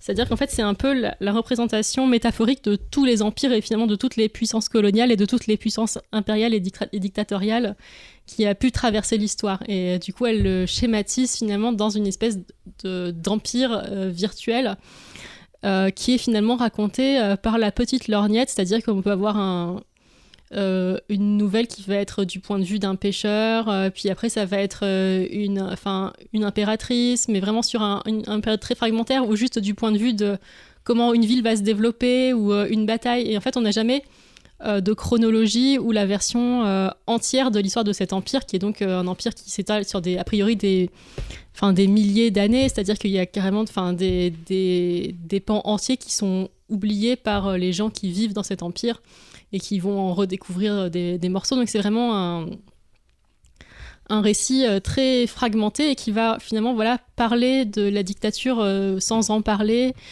parler du colonialisme sans en parler, donc de finalement toutes les contraintes que peut faire porter le pouvoir, la tyrannie, et en même temps comment les gens vivent de tout ça, et comment une espèce d'organicité d'un peuple, finalement d'une société, comment elle va comment finalement la vie va toujours trouver des moyens pour se développer, pour s'échapper aussi. Il y a quelque chose comme ça de très vivant où finalement on voit pas tellement l'organicité à l'échelle humaine, mais vraiment à l'échelle sociétale. Il y a notamment un texte fabuleux qui s'appelle Au sujet des villes qui poussent à la diable et qui raconte toute l'histoire d'une ville depuis les premières maisons qui sont apparues juste à les chapitres qui sont tombés en ruine, les guerres qui ont traversé, qui ont tout réduit à néant, puis comment ça a repoussé, comment telle personne à ce moment-là elle a bâti une auberge et finalement ça a changé toute la dynamique du quartier et voilà, donc c'est vraiment c'est à la fois très, très humain parce qu'il y a des personnages qui sont très beaux, mais en même temps, comment ils peuvent impacter à leur échelle, soit petitement, soit grandement, le destin de cet empire. Et avec une plume très, très poétique, très évocatrice, et en même temps un peu caustique, c'est-à-dire qu'il y a une certaine... Il y a beaucoup d'ironie, beaucoup de sous-entendus, mais voilà, c'était écrit pendant la dictature, même si c'est sorti après. Il y a toujours cette façon de dire les choses sans avoir exactement le droit de les dire, et du coup les traduire par à la fois l'humour et la métaphore, et donc la science-fiction dans ce contexte-là. Et voilà, que dire de plus ? Moi, ce qui m'intéresse dans ce que tu racontes, c'est un peu le côté petite histoire dans la grande, parce que c'est vraiment quelque chose qui m'intéresse. Moi, j'adore quand il y a un grand univers qu'on connaît et qu'on nous raconte un tout petit truc hyper localisé, je trouve ça super intéressant. Mais là, du coup, comme tu dis, c'est un peu au lecteur. Est-ce que le lecteur arrive à se construire au fil des récits l'univers dans lequel tout ça gravite, ou est-ce que ça reste assez flou au final ? Ça reste très flou, et je pense qu'il y a vraiment, finalement, pas tellement la vocation de construire un univers, mais plutôt de construire vraiment la représentation allégorique de tous les empires. Donc il y a vraiment cette idée presque de recherche de dépouillement, c'est-à-dire qu'il y a très peu d'éléments visuels ou culturels auxquels on pourrait se rattacher en se disant tiens c'est moyen-oriental ou tiens c'est telle région. C'est vraiment, ça pourrait être les gens pourraient avoir n'importe quel aspect, ça pourrait même être sur une autre planète. Voilà, mais on retrouve finalement toujours les mêmes ressorts de gens qui veulent prendre le pouvoir, et puis des fois il y a des très mauvais dirigeants et du coup le peuple en a ras-le-bol, et puis des fois il y a des très bons dirigeants et le peuple se dit c'est pas si mal, voilà. Et donc non, on construit pas du tout, et il y a vraiment par contre un jeu de narration très intéressant, c'est-à-dire qu'il y a beaucoup de nouvelles qui commencent par le narrateur dit ou le pêcheur dit, et ça va être finalement, et il y a vraiment l'idée qu'il y a un narrateur qui finalement récupère des chroniques et qui va retranscrire un peu les choses qu'on lui dit, comme ferait un ethnologue qui va récolter des témoignages finalement. Et du coup, c'est très parcellaire, on sait jamais tout à fait si c'est vrai, faux, mais ça sert à un propos et une poésie d'ensemble, on va dire.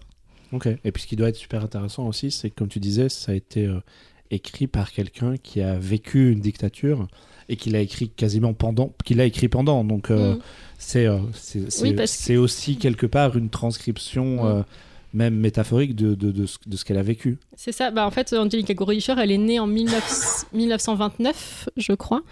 Et donc, oui, elle a vécu... je connais pas très bien l'histoire de l'Argentine, mais il me semble qu'il y a eu plusieurs dictatures successives, et donc elle en a vécu un certain nombre. La pauvre, même pas une seule, plusieurs.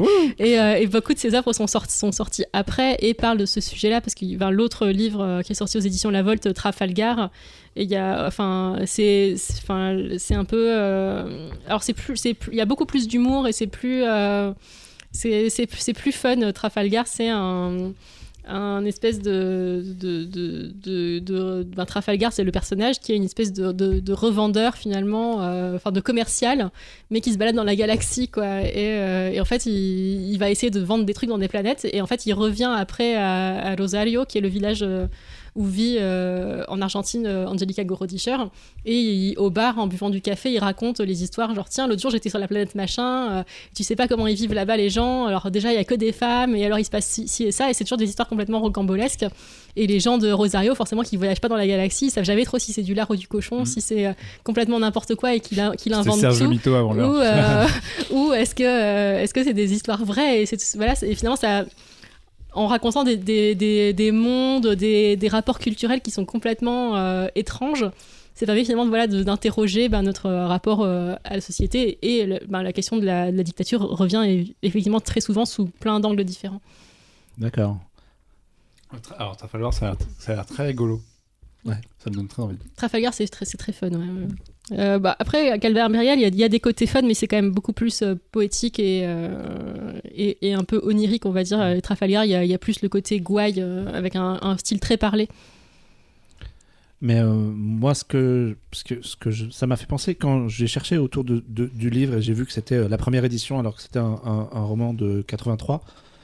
Et ça m'a aussi fait penser justement à Walter de la Mare dont on parlait. Il y a beaucoup d'éditeurs en ce moment qui vont chercher des vieux romans qui ne sont jamais parvenus jusqu'à nous. Et il y a plein de choses comme ça qui sont lisibles à l'étranger. Justement, Walter de la Mare, ça m'a aussi rappelé l'apparition cet été de Blackwater, les romans de Michael McDowell qui étaient parus avec leur couverture de malade. chez Toussaint l'ouverture, et vous avez fait des très belles couvertures. Ça avait eu un petit buzz. Il y a des présentoirs. Maintenant, il y a des présentoirs à la Fnac et tout, tu les trouves partout. En plus, c'est très cool à lire, et c'est vraiment très étonnant de découvrir que...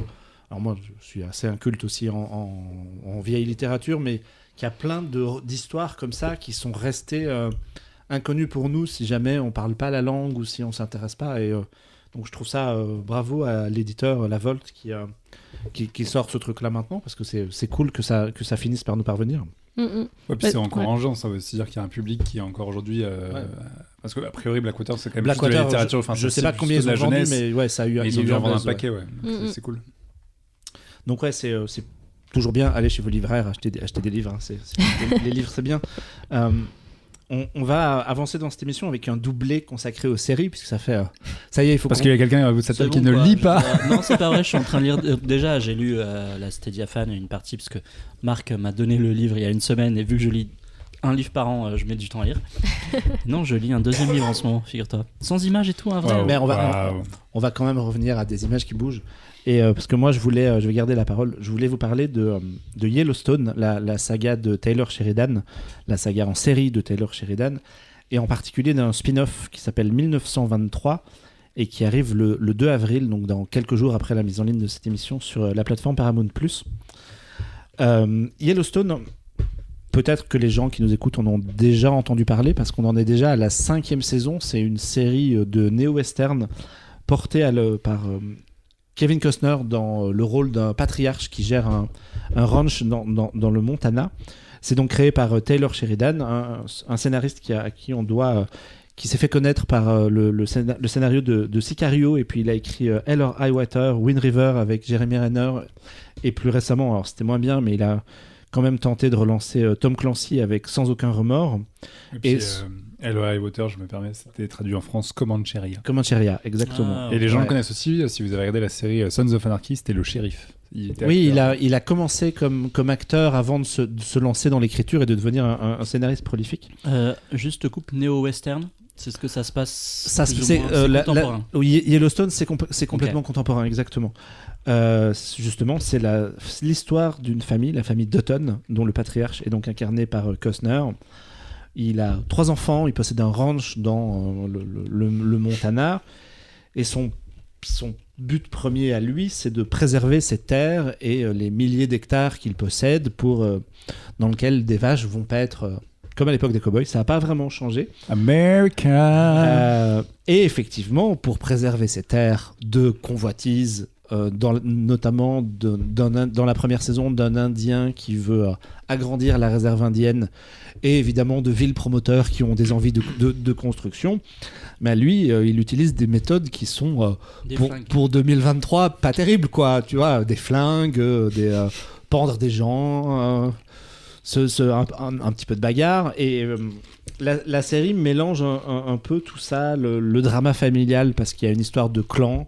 La politique locale, dans la dernière saison, il devient gouverneur. Ça parle de concurrence, ça parle de vie indienne, et c'est vraiment un chouette drama à suivre, assez rythmé. Costner, c'est probablement un de ses meilleurs rôles récents, parce que c'est pas compliqué. C'est une série dans laquelle il a la possibilité de jouer un personnage assez complexe et de vraiment prendre du plaisir, parce que le truc était vraiment taillé pour lui. Mais du coup, la façon dont on parle, il a l'air un peu sombre, ce personnage, il a l'air un peu méchant. Ah bah il est... Oui, c'est... Il a l'air d'avoir des méthodes de pourri un peu. Ah, il est un peu pourri, mais en même temps, tu vois, déjà c'est Kevin Costner, donc on a envie de l'apprécier. Et bon, il y a un certain charisme, et puis il y a des personnages, et dans tout ça, il y a effectivement le personnage principal est pas fondamentalement c'est une mauvaise personne. Mais derrière, il a sa réflexion est pas il veut pas conquérir le monde, tu vois, il veut juste protéger sa famille, et les enjeux sont très personnels. Mais est-ce que, pardon, je te coupe encore, mais est-ce que c'est pas du tout péjoratif comme question, mais est-ce que c'est pas une série un peu de papa? Ah non, pas du tout. Enfin, non, pas du tout. Il y a un côté très drama familial où le père vire son fils, et puis l'épisode d'après, il lui dit non mais reviens, je te pardonne. Il y a un petit peu ce côté-là dans la saga, mais justement, c'est pour ça que je vais aussi parler de 1923, c'est parce que 1923 gomme un petit peu ces erreurs-là. Ce qui est intéressant avec l'univers, c'est que le côté des cow-boys aux États-Unis, quand tu commences ta série en la faisant se dérouler dans les années 2020, tu as la possibilité de construire un univers autour et de faire 1000 préquels. Bah oui. Forcément, puisque tu peux remonter jusqu'à l'époque du Far West. Et c'est ce que fait Sheridan, puisqu'il avait sorti l'année dernière, je crois, un premier spin-off en 8 épisodes qui s'appelait 1883. Donc il se passait en 1880. 140 ans avant l'original, qui racontait l'arrivée de la famille Dutton dans le Montana avec Sam Elliott dans le rôle principal. Et justement, Sheridan, à l'écriture, il s'accroche vraiment à ce truc-là, et je pense qu'il a signé un gros deal avec Paramount pour continuer. Il s'accroche d'autant plus que Costner se lance dans le tournage d'une grande fresque western, probablement en trois parties, un truc qui est déjà vendu comme faisant 10 heures, et qui s'appellera Horizon, dans lequel il joue aussi. Mais c'est pour le ciné ou c'est pour la télé? Horizon, c'est pour le cinéma. Ouais, c'est ça. Ouais. Mais comme il écrit, qu'il réalise et qu'il joue dedans, si tu veux, la série, je pense qu'il va prendre ses distances avec ça, ouais. Et que justement, c'est une des raisons pour laquelle le Taylor Sheridan cherche un peu à développer des personnages autour de cet univers-là. Donc il y a eu 1883 avec Sam Elliott. Il y a un projet de série sur Bass Reeves, qui est le premier marshal noir de l'histoire des États-Unis, avec Dennis Oyelowo dans le rôle principal et Dennis Quaid qui vient d'être tourné. Et un projet de travailler sur une autre génération de personnages en 1944, donc à la fin de la guerre. Mais moi, la série qui m'intéresse se déroule en 1923.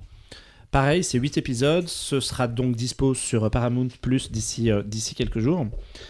Et il y a deux choses qui m'ont intéressé. Déjà, l'aspect courte série, je me suis dit, bon, une saison, bon, ils ont annoncé une deuxième, mais c'est pas censé, s'étaler dans le temps pendant 1000 ans. Donc, il y a vraiment une envie de construire un récit très regroupé. Et puis surtout, au casting, c'est le premier rôle pour la télévision d'Harrison Ford, qui joue le patriarche Dutton de cette génération-là, avec Helen Mirren à ses côtés. Et non seulement j'adore Harrison Ford, mais en plus j'avais envie d'aller voir comment va l'acteur qui s'apprête à reprendre le costume d'Indiana Jones pour un 5e film. Est-ce qu'il peut toujours monter à cheval? Est-ce qu'il peut toujours se battre contre des méchants?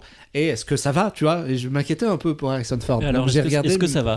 Alors, autant je trouve la série vraiment formidable et lui joue vraiment très bien, et encore une fois, je trouve ça vraiment très cool d'aller chercher de grands acteurs et de leur filer des rôles qu'ils peuvent développer sur plein d'épisodes. Autant, bon, physiquement, il porte ses 80 ans et descendre d'un cheval, ça commence à être un peu compliqué à son âge, mais en même temps, moi, je descends pas d'un cheval normalement à 40 ans, tu vois, donc je vais pas non plus lui jeter la pierre. Et donc, tout ça pour vous dire que 1923, de quoi ça parle? Ça parle donc de toujours la famille Dutton qui a installé son ranch.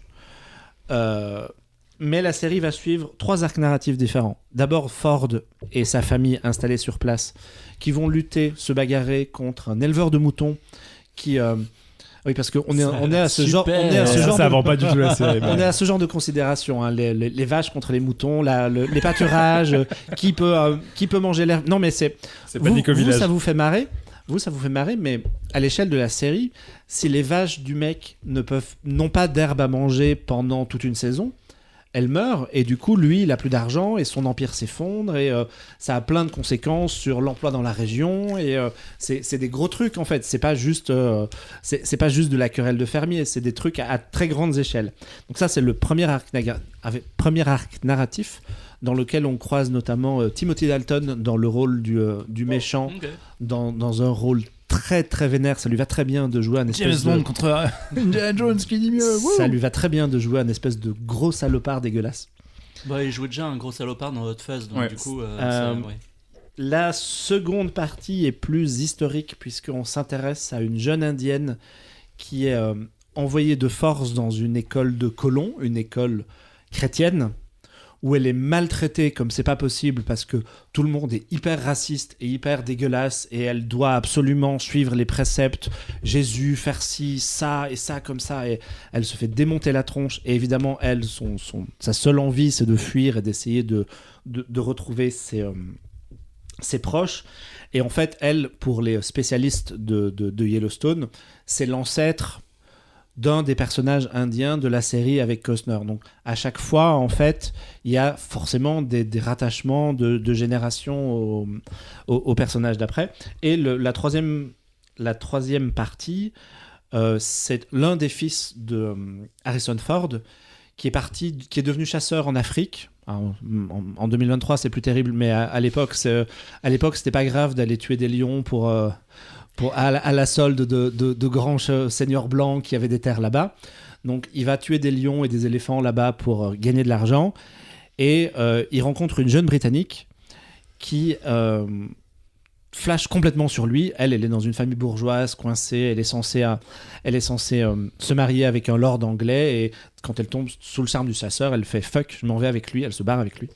Elle va vivre d'aventure avec lui, et on va suivre ces 3 arcs narratifs qui ne se rejoignent jamais, et qui au départ n'ont même pas la vocation de se rejoindre, si ce n'est le fils qui va quand même retourner aux États-Unis.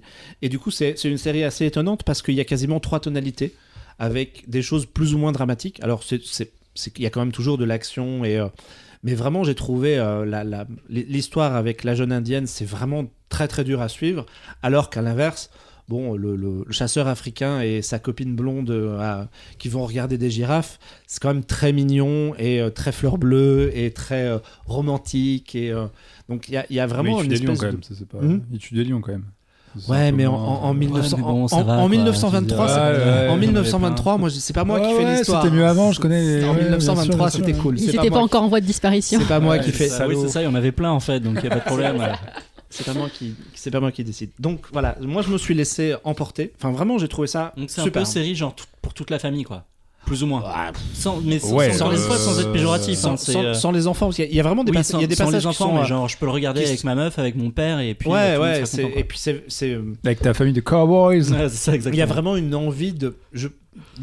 Sheridan, il a écrit ça comme avec une envie d'aller vers sa série principale et d'y amener, mais de faire ça intelligemment. Donc au-delà des fils et filles de inévitable, puisque l'univers est comme ça, c'est pas non plus blindé en références. Il n'y a pas des easter eggs partout. C'est pas les séries à la Star Wars, genre Andor ou le Mandalorian, où non mais regardez là, il utilise la ça même fait marque, connexion avec l'épisode 14 de la saison 2. Mais voilà, c'est ça. C'est beaucoup plus intelligent que ça dans l'écriture. Et moi, j'ai vraiment trouvé ça très cool. Et puis surtout, ce qu'on disait, c'est que autant Yellowstone, la série principale, c'est 5 saisons. Donc, c'est vraiment très long à suivre avec des rebondissements parfois un peu forcés. Ici, c'est un peu le même principe, mais avec une écriture resserrée. Donc, j'ai trouvé ça vachement cool. Et je peux commencer par n'importe quelle série dans les faits. Oui. Tu bouffes les 5 saisons du Yellowstone de voir quand même. Alors, il y a une... Si j'ai envie de mater Harrison Ford qui tape des gens, par exemple. Et pas Indiana Jones sort le 30 juin. C'est vrai. Ouais, tu peux faire ça. Tu peux faire ça dans l'ordre que tu veux. Alors il y a des connexions que tu n'auras pas, évidemment. Par exemple, la voix off dans 1923, c'est un personnage de la série d'avant. D'accord. Tu vois, il y a quand même des passerelles qui sont que tu peux zapper. Mais moi, de Yellowstone, j'ai vu 2 saisons. Et il y a longtemps en plus, donc j'en ai oublié une grosse partie, et je me suis replongé là-dedans, et franchement ça m'a pas dérangé. Je situais à peu près qui était quoi, et de toute façon ça se regarde comme ça. Et puis probablement qu'une des séries va te donner envie de de basculer sur les suivantes. Alors pour la dispo, par contre, c'est un peu compliqué. C'est à la française évidemment, sur les plateformes. Donc 1883, c'est disponible sur Paramount+. 1923, ce sera disponible donc dans quelques jours. Et pour Yellowstone, ça se corse puisque Paramount a les 2 premières saisons. Le reste est sur Salto.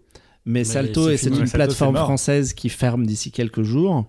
Donc, a priori, c'est TF1 qui a les droits des saisons suivantes. Sur TF1+. Mais on ne sait pas ce qu'ils vont en faire puisque Salto ferme, la plateforme ferme. Donc, du coup, est-ce qu'ils vont mettre les saisons sur mytf1.fr? Est-ce qu'ils vont les passer sur TMC parce que Yellowstone est diffusé sur TMC?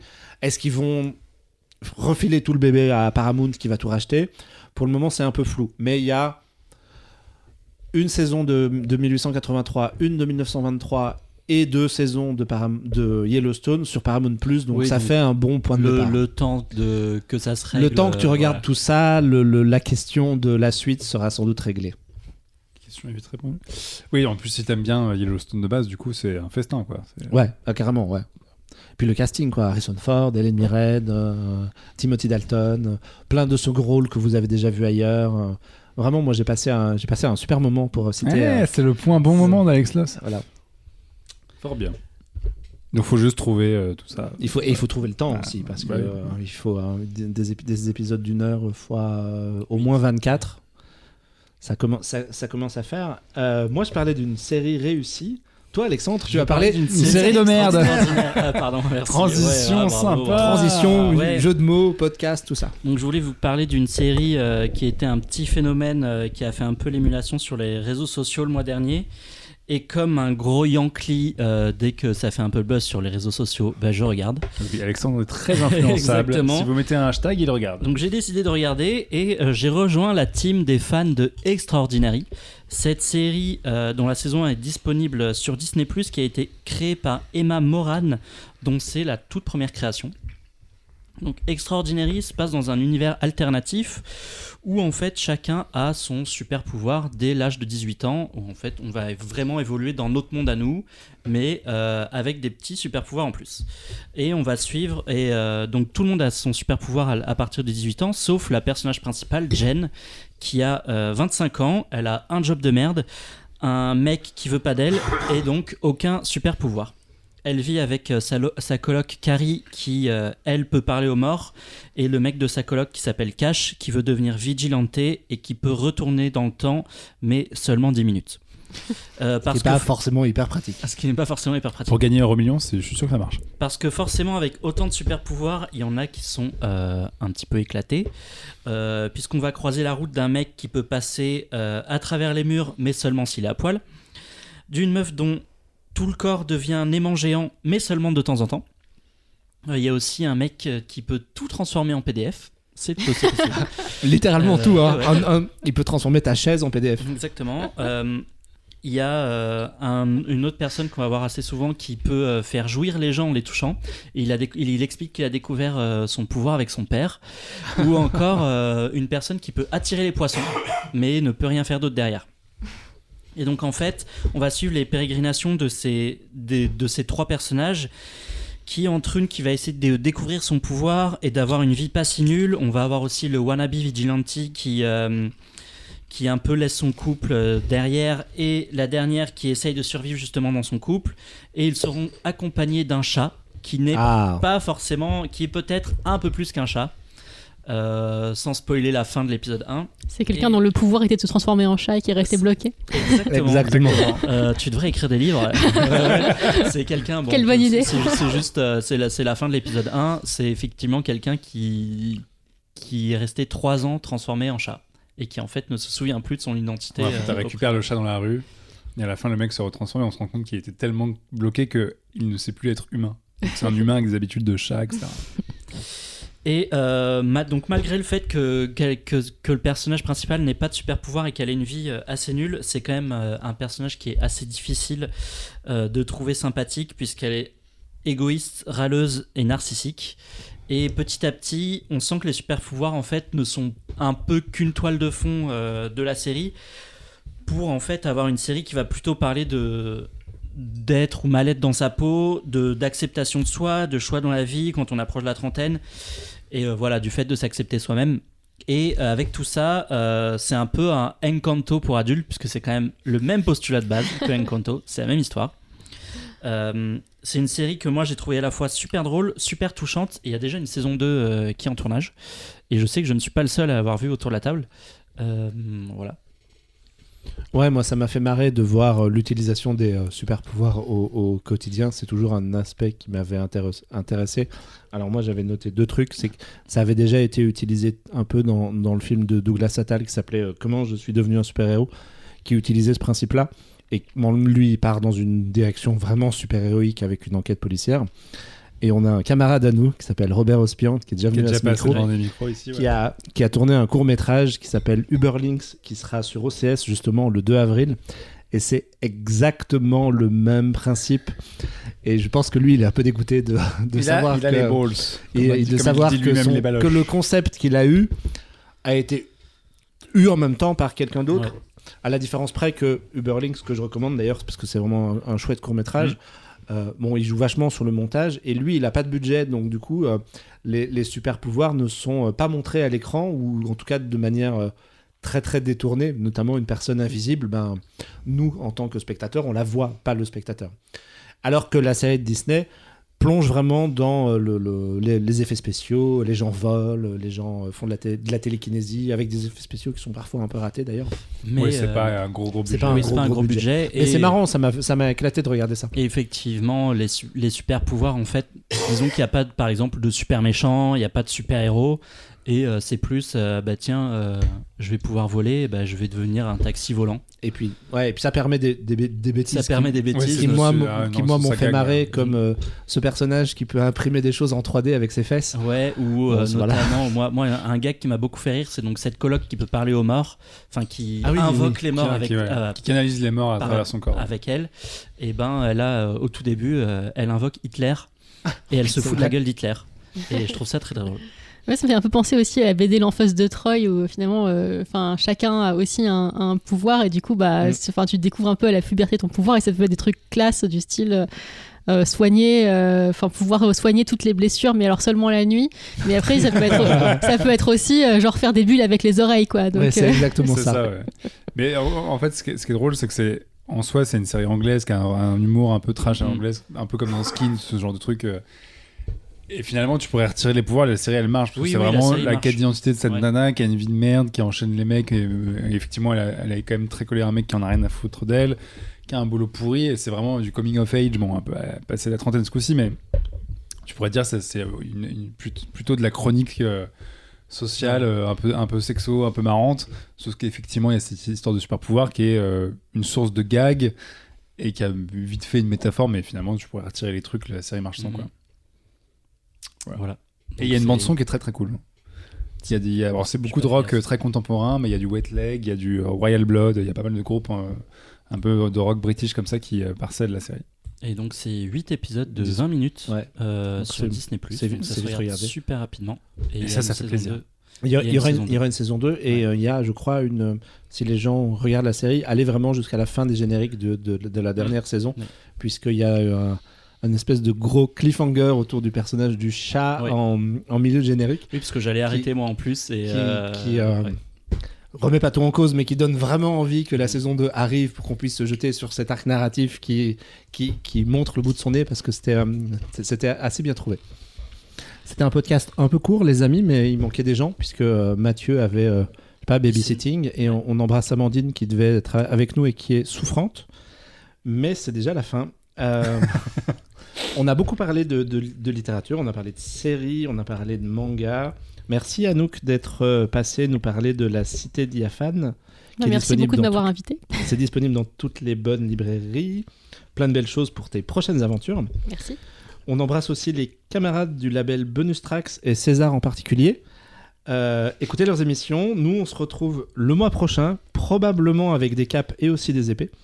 D'ici là, portez-vous bien, buvez de l'eau, lisez des livres, allez au cinéma et n'oubliez pas de faire respecter la démocratie. Ciao. Salut. Ciao.